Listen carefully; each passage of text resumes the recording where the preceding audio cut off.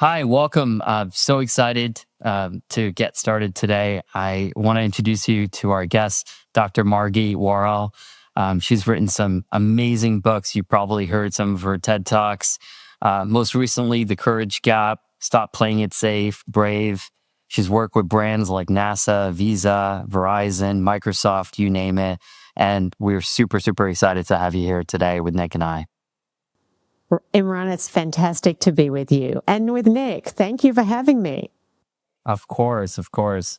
I was, fanning out and watching a bunch of YouTube videos yesterday and heard your story about courage and comfort can't ride the same horse. And absolutely, absolutely loved it. I'm wondering if we can start there and you can kind of share that with our audience because I'm kind of going through this similar thing and, being a founder and, building and kind of leaving some of our shores. And I just think our viewers would just love it if you started there. You bet. So as people may be already picking up from my accent, I come from the deep south, as I like to say, like south of the Mason-Dixon, south of the equator in the southern part of Australia. And I grew up there on a dairy farm in the bush. And coming up to about my 10th birthday, I was desperate for a horse, but there was prolonged drought. There was very little, if close to no money. So my dad went into a raffle and I prayed and I like, can we please win this horse? It was my only chance of getting a horse. And sure enough, we won a horse in a raffle. And he, of course, people don't donate their best horses to raffles, and he went from 0 to 100 in about 3 seconds flat and often left me on the ground behind him. But I was determined, and so every morning before school in my one-room schoolhouse and every afternoon, I would head out to that back paddock, and I remember feeling so nervous. I was filled with apprehension. I would feel a little kind of nauseous almost, just going out there to learn to ride this horse that it was just beyond my skill level at that moment in time. But day after day and week after week, that nervousness slowly abated and I grew my confidence. I grew my skill set, my competence in the saddle. And over time, over about a year, I ended up competing and occasionally winning in the local barrel races. But I shared that story in my book, The Courage Gap, and I've shared it in other forums or sometimes when I speak at conferences, etc., because the principle underlying it is one that's guided so much of my life, but also so much of my work with leaders, with founders, with people, and that is growth and comfort can't ride the same horse. And when we're sticking with the familiarity of the known, with what we know we can't fail at, where we can't fall short, fall off, make a fool of ourselves, lose our reputation, then we're actually depriving ourselves of growing our capacity, growing our confidence, growing our competency, even when we don't nail it, even when we fall short. But we also deprive everybody else of the value that we could bring. We really shortchange our future. And so I think the relevance, I know for your listeners here, is that if you are feeling really uncomfortable with where you are right now, don't see that as like, oh, I shouldn't be feeling this. That is affirmation that you are on center stage, you are, or center court, center field, or however we want to play this, really of building the business, the enterprise that you want to build. And if we stick with what feels kind of safe and makes us feel secure, and there's a certainty, we're actually selling ourselves short, and we're also shortchanging all the people that we could be bringing value for. Yeah, I love that. I absolutely love that. And, even sort of with my background and Nick's background, I kind of feel it on a weekly basis of, having that same push-pull. It almost never goes away, right? And I found it really fascinating around like coaching and working on this as a skill. And how do people sort of manage that fear in the workplace? And what are you seeing, and how do they balance between that tightrope on an everyday basis? I think just recognizing the human condition is one where there is often a tension, a competition. I think of it as a tug of war. And within all of us, is a desire to grow and to learn and to make a meaningful contribution, to do something that brings us a sense of purpose. And yet there is also a deeply etched instinct in us to avoid situations where we might lose something, lose status, lose reputation, lose belonging, lose money. And so there's this competing tension, and Keegan talked about that in his work, this basic key desire for us to want to shore up our sense of sort of status and belonging and part of the pack and looking good. We get pulled into impression management and looking good. And yet that keeps us from doing good. And so fear is not a bad thing. It often gets a bad rap, like, get rid of the fear. We wouldn't be here as a species if we didn't have fear. It's not that fear is a bad thing. It's just that our fear often muddies our perception of risk.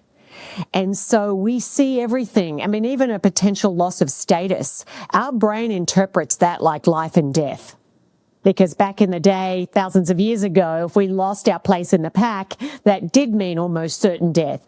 And so often our fear clouds our judgment and has us with a magnified perception of what could go wrong, overestimating the potential dangers, catastrophizing the potential outcomes. Look, if this fails, I'm a failure. My life is over. I'm going to be living on the streets out of a shopping cart, etc. When most of the time, the fact is that doesn't happen. We intervene more quickly. But it also drives us to underestimate ourselves, our own capacity to rise to the moment. And so it's why I wrote my book, The Courage Gap, because having worked with a lot of incredibly smart, capable, talented people, I often observed this gap between what they were doing and what they were capable of doing, between their insight and their willingness to act on it. And fear creates that gap. And so it's really not about fear eradication. It's about fear management, fear regulation. And I think in the world we're living in today, where we're bombarded constantly, on our devices with, algorithms engineered to stoke a sense of anxiety, to really ratchet up our fear of all of the potential dangers. We get information now about what's going on in parts of the world that, 100 years ago, we had no idea what was going on. There wasn't right now as we speak, World Economic Forum, like all of the fear factor that comes out of that. And so I think we have a pretty warped perception of things. But we often are really lousy, and it's part of how the brain's wired, at putting ourselves in the shoes of the future version of us, a year from now, 5 years from now, and getting really present to the profound price we pay. I call it the timidity tax, when we don't overcome the fear and take action.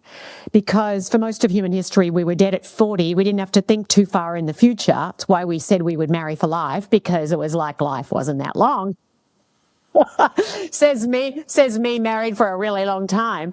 But I just think we often, the fear is not going to go away. We have to learn to walk with that fear and flip the fear, turn it into an ally, and ask yourself, what is it I really need to be afraid of if I don't take this risk, if I don't invest in this new path, if I don't have that really difficult conversation, make that change on my team, etc. Because so often it is that short-term fear that actually keeps us from making the smart decisions that would serve us down the track.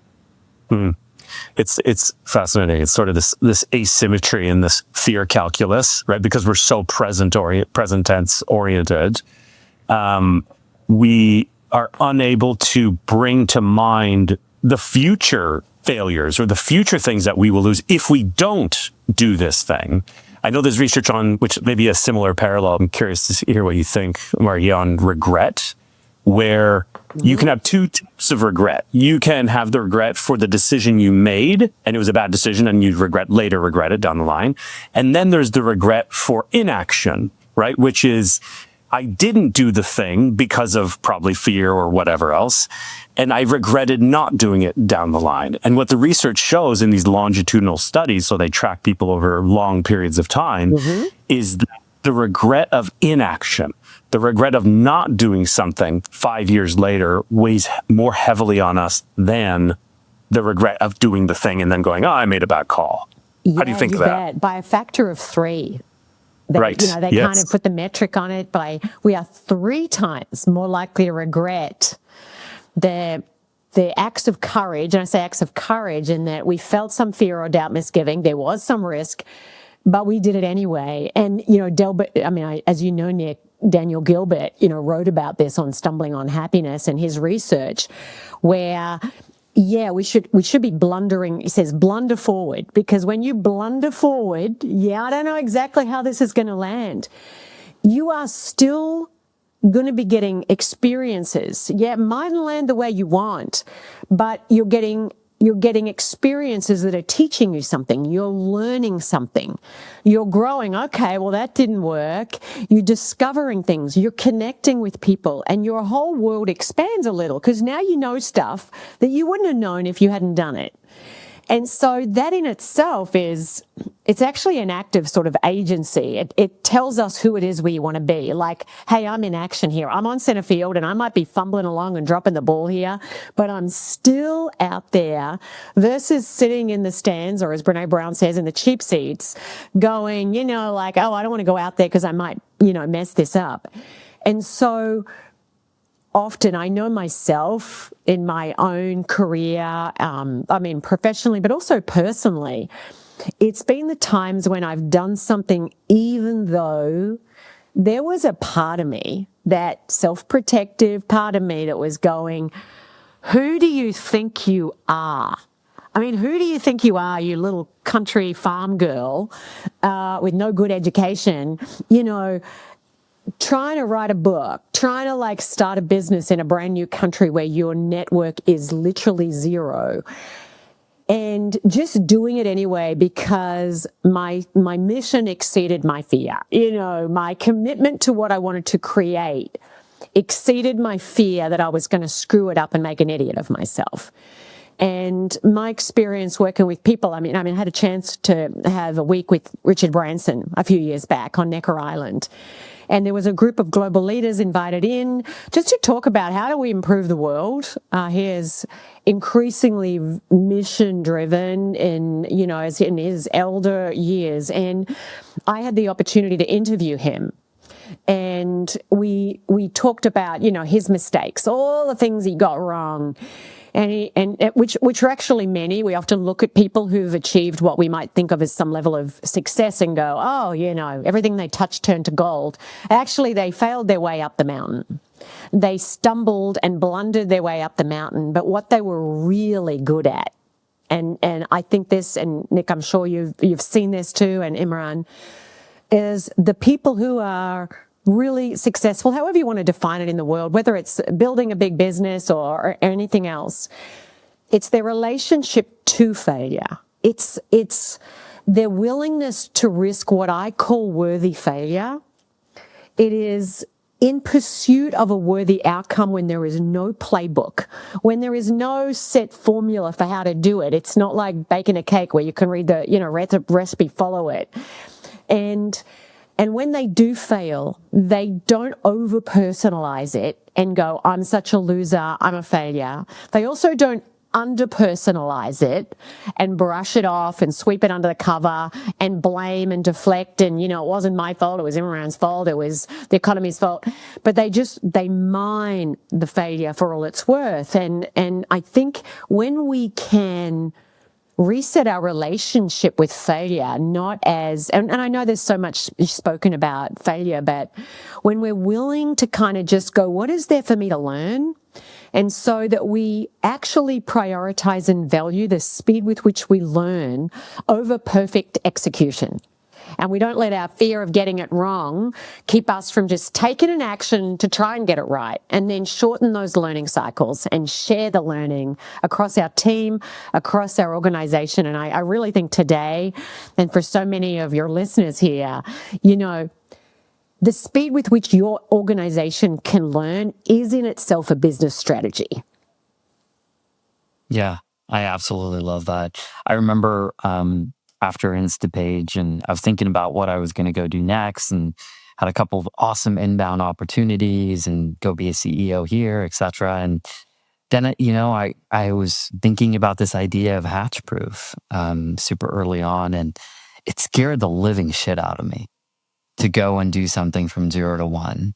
And it just became so clear to me that this is what I have to do because it scared me the most. I always think about the path that scares me the most is likely where I'm going to get the most uncomfortable, where I'm going to learn the most. And luckily, I've always put kind of learning outcomes at the top of my food chain of what I can be. And I find it really super interesting. Like when you talk about this bridge or this gap of like where you are today and where you can get to, right? A lot of people, may never get to that full potential, right? Richard Branson is a great example of somebody who has, by all means, gotten to that level. What is there a single underlining piece that makes the people that get there different? Is this something that you can teach people to do? Is it something they're born with? Is it something that's a skill? Is it repeatable? Like, what have you found out there? Yeah, great question. Because I think a lot of people look at other people, and I do sometimes myself, and I go, man, what have they got that I don't have, in terms of building a great big business or enterprise. And so let me just kind of step back a moment. And, I write and speak about how do we operationalize, how do we activate courage, this virtue of courage, in ourselves, in our teams, in our organizations. And I actually think if you're trying to scale an organization, you've got to scale courage, and you've got to really manage the fear factor, because it's fear that kills value creation. And so what my research has found is that courage is actually not so much personality trait. Yes, we have different risk tolerances, and sure, entrepreneurs have a higher risk tolerance, like Branson. But it's actually a learnable skill, and it's got two parts to it. The first part is our willingness to take action in the presence of our fear and our doubt, and we all have that to different degrees. But the second part of it is our fear regulation. And a lot of people are more afraid than they need to be. So to your point on what does it take, it takes what everybody has the capacity to learn and develop. I see a lot of undeveloped courage, undeveloped resilience, undeveloped grit. It's not like someone who could be a naturally timid, cautious, introverted person who's like, I don't want to do it. Sure, I mean, maybe, you're not going to be the person that may want to try and build $1 billion business if you just hate the idea of being out there and you're not willing to push forward. But if you're really committed, if you are really committed to what you want to create and bring in the world, then that commitment is going to compel you to break ranks with what feels comfortable. And so we practice it. I look at it as like a muscle. How do we build that muscle? And I think all of the virtues or all of the character traits we admire in other people, and it could be generosity, it could be gratitude, it could be patience, it could be, courage. They exist in us. Like, we are multitudes. And so all of us have it in us. We just haven't practiced it a lot. And so, I work with a lot of smart, capable, educated people. And they can, they know that they're capable of a lot. And often it's this deep fear of failure that actually keeps them from doing the very things they know they could. And I'm always like, how does it sit on a scale of 0 to 10 right now? Well, if you were going to bump it up 1, what would that look like? And just having people think about, well, what would it look like if I was being a little bolder, a little braver?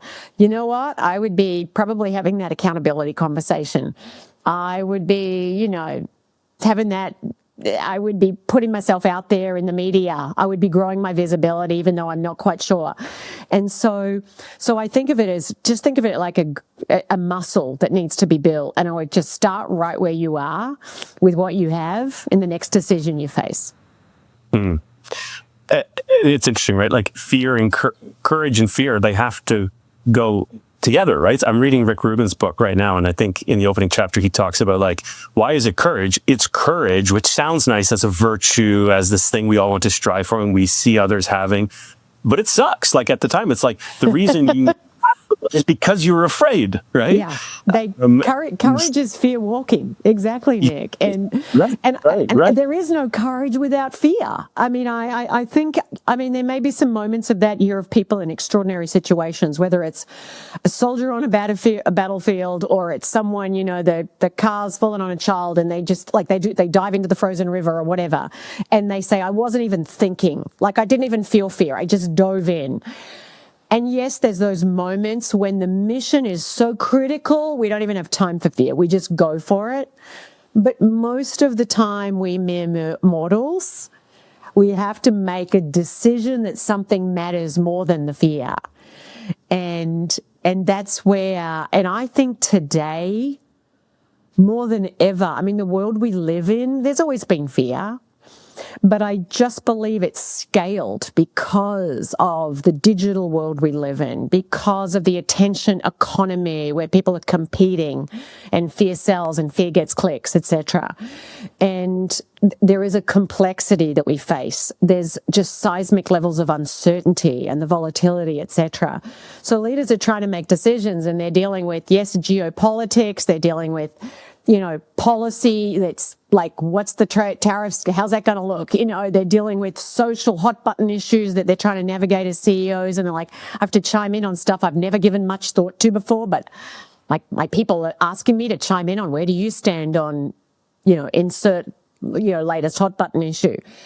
And so there is just like a minefield that people go, I'm exhausted. And I think that's where we have to actually grow our capacity to move forward, because the complexity is not going away. The speed isn't going to slow down. And we have to grow our capacity to be able to just operate and decide and lead in the midst of all of those factors, not because we're going to fix them, because we sure ain't going to be able to control them, but how do we move forward? And how do we also scale that courage and that willingness to take action and manage the fear within our teams and our organizations? On that point, I'm so glad you brought that up, because we're sort of talking about individual decision making and individual training and flexing that muscle, like you said. But then there's this other interesting cultural component within organizations and workplaces, if we look at that one specific domain, where, for example, I think Imran and I as leaders, I would be comfortable saying to our team, hey guys, I'm afraid of fill in the blank, because then what I'm doing as a leader, or Imran is doing as a leader, is we are saying it's okay to say that you are afraid of something, that you are experiencing fear, and then demonstrate that you're regulating it and making all the right choices to then act to courage. But I'd imagine, and in our own research and just in client work, there are so many senior leaders out there who would never start a sentence or an all calls meeting saying, hey, I'm afraid of something. So where does the kind of like the culture piece fit in? Where do you think we are as organizations and leaders' capacity or comfort with recognizing and saying, hey, yeah, I do experience fear? Yeah, well, I think people are actually craving authentic leaders. And authentic doesn't mean you say everything you think, because I think sometimes we misconstrue what it means. It's like, oh, I share every thought I have. No, you have to make a decision. Is this serving, my aim for me to share this? But I do think people want to know that their leaders are human. And so it doesn't mean that you lead with fear, but that you share that you have your moments, but you're you're really clear in what it is you're committed to. I mean, you've got to be able to galvanize a shared common sense of purpose. Yeah, there's a lot of unknowns. Yeah, I'm not 100% sure every step we take and every decision we make is going to land the ideal outcome. And sometimes that makes me feel a little anxious. But what I do know is that we're committed to being this kind of organized company, business, organization. What I do know is that we are going to find a pathway forward. What I do know that was within this team, within our organization, are incredible people who have a capacity to learn and create, and that together we can find solutions that none of us could individually. And I think the ability to communicate the vision, the bold vision with the big why, like why does this matter? Because people are hungry for purpose. And when we really anchored in a purpose that's bigger than ourselves and we feel a collective sense of belonging, like we are here to make something amazing happen, you can unlock courage in people. People like, I'm going to do this. And of course, fear is highly contagious. We know that. We saw that in 2020. But courage is contagious too. And leaders have a magnified ability to spread it. And when people see it in you, yeah, I'm a little anxious, but you know what? Here's what we're doing. And here's them doing it. And I don't think courage isn't kind of scaled through speeches. It's scaled through people modeling the way and making it safe for others to go, you know what, I'm a little worried, but here's what I'm committed to. And I think, you know, it's not a bad thing to say I have these moments, but that we're not defined by our fear. And I think that just to really quickly state this, you know, emotions, all of us have emotions. We emote before we reason, but emotions are data. They're not directives. As Susan David says in Harvard, you know, they're there to inform us. This is how I'm perceiving the environment, but they're not instructing us. We don't have to follow them. Just because you feel fear doesn't mean you act on the fear. Just because you feel a moment of doubt doesn't mean you act on it. And so really leading from our values is so important, and not being led by the emotions, not being led by the fear. And, you know, you just mentioned a moment ago that it's so important, you know, for leaders, you know, to be clear about what they say and, you know, should they be sharing that they have fear. I just think what they need to be leading with is where we want to go. They, you know, I think it says somewhere, maybe it's in the Bible, I don't know, you know, leaders can't blow an uncertain trumpet, and where there's no vision, the people perish. Like, what's the vision that really galvanizes action, that actually rises above the fear factor that's there? And that starts with us. And we know that the strongest emotion in a room is going to impact all the other emotions of people there. You've got to be so deeply anchored in the vision and purpose. And that's where, you know, great leadership starts with self-leadership, but you have to scale that through others. And to me, organizations where courage is not just a value that's talked about, because I get asked to do a lot of keynote speeches and people say, courage is one of our corporate values. I'm like, awesome. How often are you seeing it? And is it rewarded?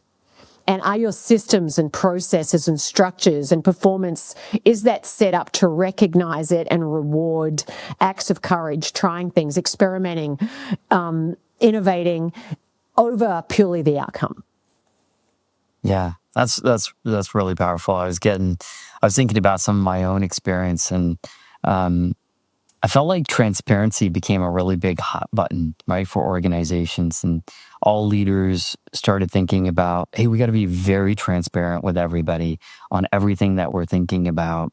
And I often felt like I came from an organization where we over-indexed on it, and we didn't have the step-by-step plan of what happens next. And people got really anxious and worried because of that, because we were trying to be authentic. And so we shared everything. And, you know, that kind of paralyzed a lot of the people that work for us, and like, oh, what is the plan? How are we going to get this off the ground? So I also do think, you know, part of the responsibility of leadership is like, heavy is the head that wears the crown, right? And there's a reason for that. And to be able to carry it.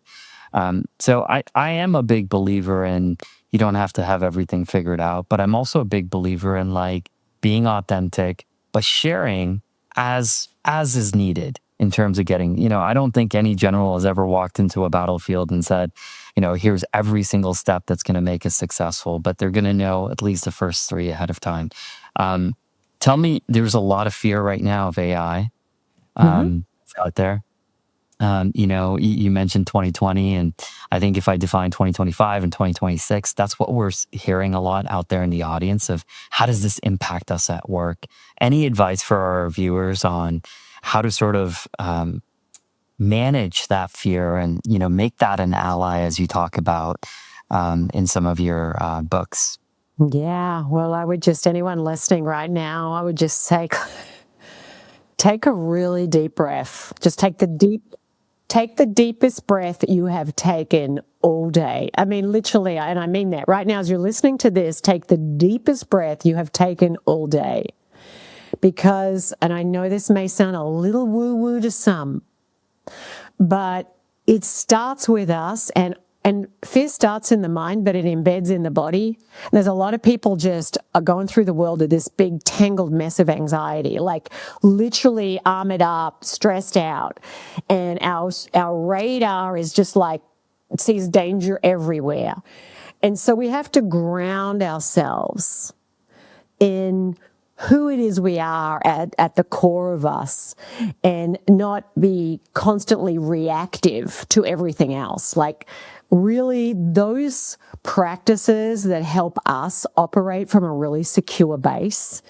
And the more pressure you feel and the more uncertainty you face and the louder your doubts are, the more you have to double down and triple down on managing the fear within you. Because if you're leading from fear, speaking from fear, it's going to really narrow what you see as possible, the actions you take. It's going to make you way more reactive, way less creative. We actually know that fear shuts off our ability to tap the creative faculties in our brain.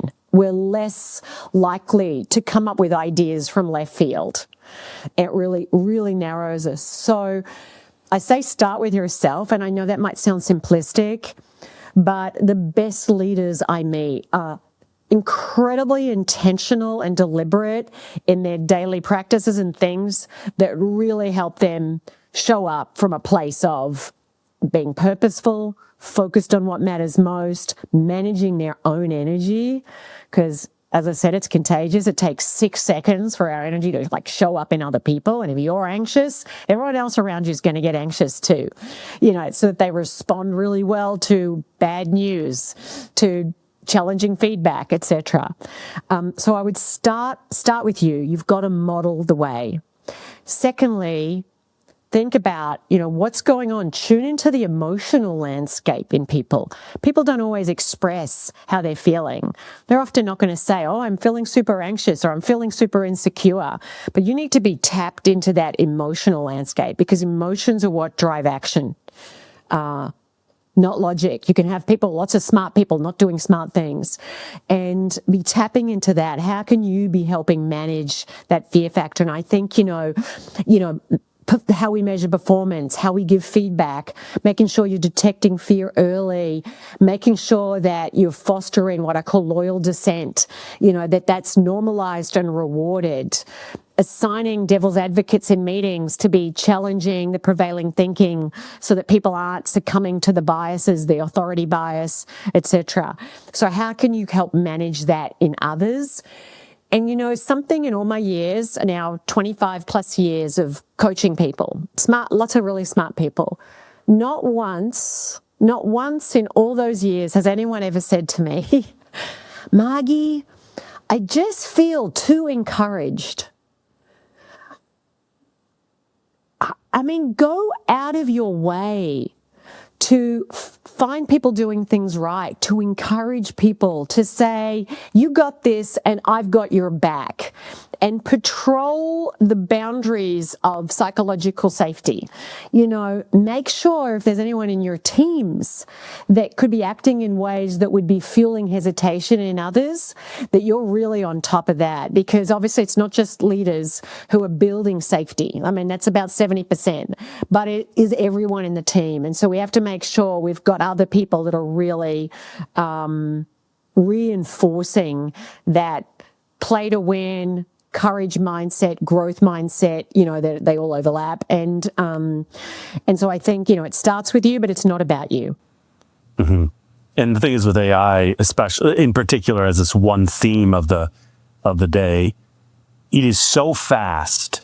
You know, the models that are coming out and the use cases and the workflows, like we are so close to AI, and I feel I can't keep up with it. Yep. So talk about a realm of uncertainty and great unknown, and the fear that comes from, holy shit, I can't, I just don't have the space or the ability to figure this AI thing out.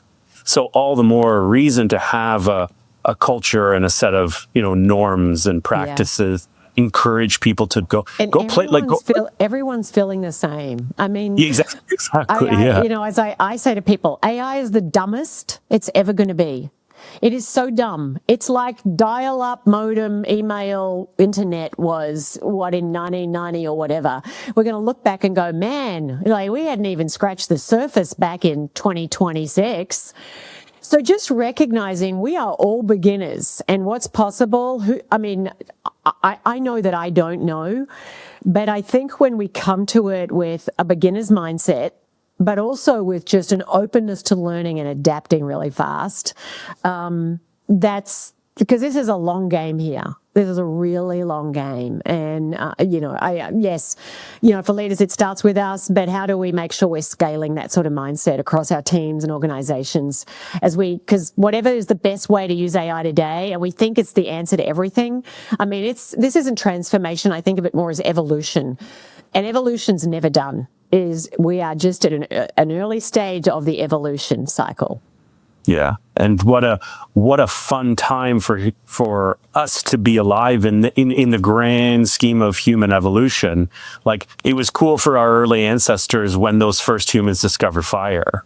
And then when those first humans discovered or came up with the printing press, we are now at this like great technological breakthrough in that evolutionary timeline.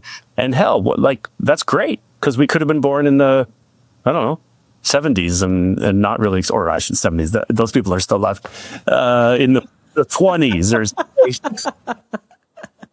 Yeah, absolutely. And you know, so much of this is what is the mindset we need to bring to it. It's just, I mean, because beliefs are the operating system of behavior. And we've got to continually step back, challenge our best thinking and go, you know, where am I telling myself something here that's actually limiting what I'm trying, how fast I'm learning? And that's not a one and done. That is just a constant process to be going through. You know, learning there's no such thing as, we're going to have our learning month this month. I mean, it is just learn, unlearn, and relearn for the rest of our lives. That's the ultimate mindset. Yeah. Well, Margie, we promised you 25 minutes. We've kept you over that. Yeah, but I feel like we could go for hours. But you could talk to forever. Yeah, this is great. And I just love your perspective on these things, and, you know, my bias, of course, but just the kind of the psychology and the mindset shift and the framing that you can apply to some of these really challenging things. So thank you. And we have one final question that we ask all our guests. When you use AI, your ChatGPT or Gemini, whatever of choice, do you say please and thank you? I did use please in the beginning, probably less thank you. I'm using it less now. So yeah, there you go. But I actually, when I chat to my Siri, we probably verbally, because I often type stuff, but verbally I'm probably a little more polite. Funny question. And it's the answer we are getting over and over is that I used to, but I don't now. So there's something there we're going to stay close to. But thank you again. This has been fantastic. Thank you, guys. It has been an absolute pleasure. I've really enjoyed our conversation.